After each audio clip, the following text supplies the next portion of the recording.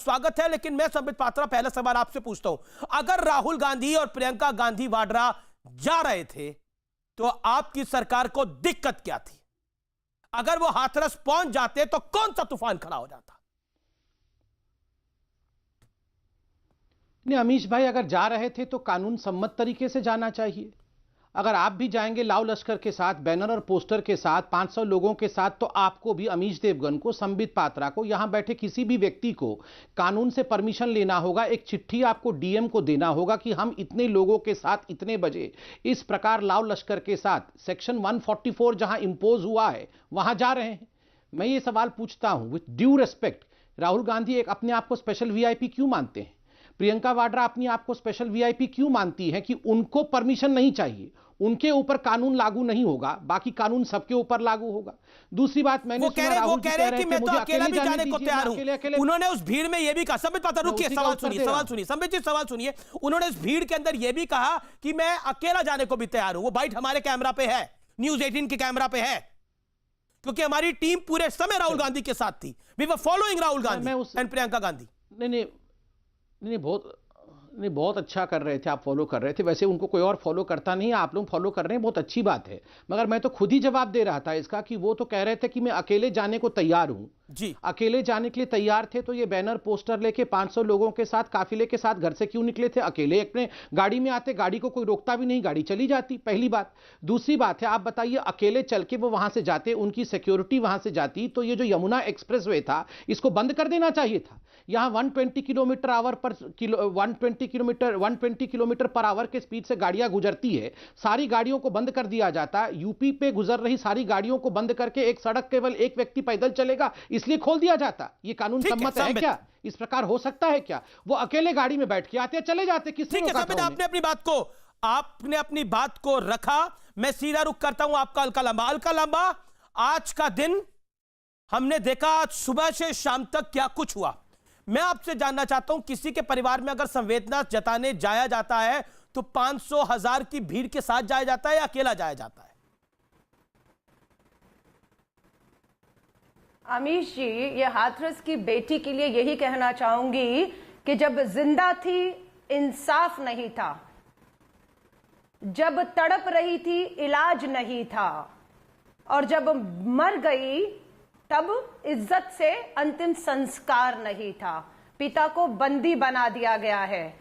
आपने बिल्कुल शुरुआत में सही कहा, मैं आपकी बात से सहमत हूं कि अपराधी हो या पीड़िता हो, कोई जाति और धर्म नहीं होना चाहिए। अपराधी को अपराधी की नजर से, पीड़िता को पीड़िता की नजर से देखना चाहिए। मैं इस बात का समर्थन करती हूं। अब आती हूं 144 धारा की। कब से लगी 144 धारा?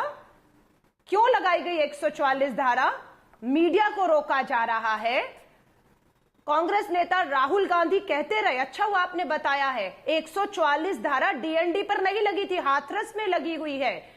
डीएनडी से 140 किलोमीटर पहले ही कौन सी धारा थी जिसका वो उल्लंघन कर रहे थे? उन्होंने कहा मुझे अकेले जाने दीजिए या अकेले ले जाइए, एक बार पीड़िता से मिल लेने दीजिए उसके परिवार से, क्योंकि रात को 3 बजे क्या जल्दी थी कि दिल्ली के सफदरजंग से ले जाकर 3 बजे क्या जल्दी थी कि बिना परिवार की उपस्थिति और उनकी अनुमति के उसका अंतिम संस्कार कर दिया गया। मां रोती रही, अंतिम कपड़ा और हाथों में मेहंदी पीली लगाने के लिए। इतना अमानवीय तरीके से क्या था जो छुपा रहे? आपने जो बोला, अलका जी आपने जो बोला, अलका जी सवाल सुन लीजिए। आपने जो बोला कि हाँ 3 बजे अंतिम संस्कार पर सवाल है और वो वाजिब सवाल है आपका, और मां इंतजार करती रही, वाजिब सवाल है, वो सवाल आपका वाजिब है। लेकिन एक वाजिब सवाल ये भी है, आप कह रही है कि डीएनडी के ऊपर धारा 144 कौन सी लगी हुई थी, लेकिन गाड़ियां भी नहीं रोकी गई थी। राहुल गांधी और प्रियंका गांधी खुद चले पैदल, गाड़ियां उनका पीछे फॉलो कर रही थी। आप खुद शॉर्ट्स में देख सकती है, कई गाड़ियां थी, 20-25 गाड़ियां थी। रणदीप सुरजेवाला वहां गाड़ी से पहुंचे हैं, अधीर रंजन चौधरी वहां गाड़ी से पहुंचे, उनकी गाड़ियां फॉलो कर रही थी। हमारे कैमरे ने वो भी कैद किया है। तो यानी आप लोग भी पॉलिटिकल माइलेज लेने के लिए कर रहे थे, पॉलिटिकल माइलेज चाहिए थी। लगाकर बचना चाहेंगे अमीश जी? ये पूरे देश में 144 लगा देंगे। कांग्रेस ने तो ऐलान कर दिया है, पूरे देश के प्रदेश मुख्यालय इन बर्बरताओं के खिलाफ, बेटियों के बलात्कार और हत्याओं पर पूरे देश की सरकार को याद दिलाएंगे कि 2014 के चुनाव में बेटी बचाओ का नारा किसने दिया था और कौन उस नारे को आज भूल चुका है। कितने अपराधियों को फांसी के सूली पर चढ़ा चुके हैं, हमें लिस्ट दे दीजिए। निर्भया के अलावा 7 साल के बाद कोई चढ़ा हो सूली तो ठीक है अलका जी। अब संबित पात्रा, आपकी सरकार दमन कर रही है, कांग्रेस का यह आरोप है। राहुल गांधी तो कह रहे हैं उनको डंडा भी मारा गया है, उन्हें गिराया भी गया है। देखिए, राहुल गांधी खुद गिरे हैं। राहुल गांधी अभी बयान दे रहे थे कि पुलिस ने उन्हें धक्का मारकर और लाठियों से मार के गिरा दिया। देखिए, प्रत्यक्षम किम प्रमाणम, आप अभी प्रत्यक्ष रूप से आप दिखा सकते हैं कि राहुल गांधी किस प्रकार गिरे हैं। और मैं कहूंगा, रिक्वेस्ट करूंगा आपसे, कहां उनको डंडा मारा गया है और डंडे के बल पर वो गिर गए हैं, दिखाइए जरा। राहुल गांधी सच बोल रहे हैं या झूठ बोल रहे हैं? दूध का दूध, पानी का पानी यही हो जाएगा। वो अभी कह रहे थे मुझे धक्का देकर, लाठी डंडे मारकर पुलिस ने गिरा दिया। अरे खुद गिर गए।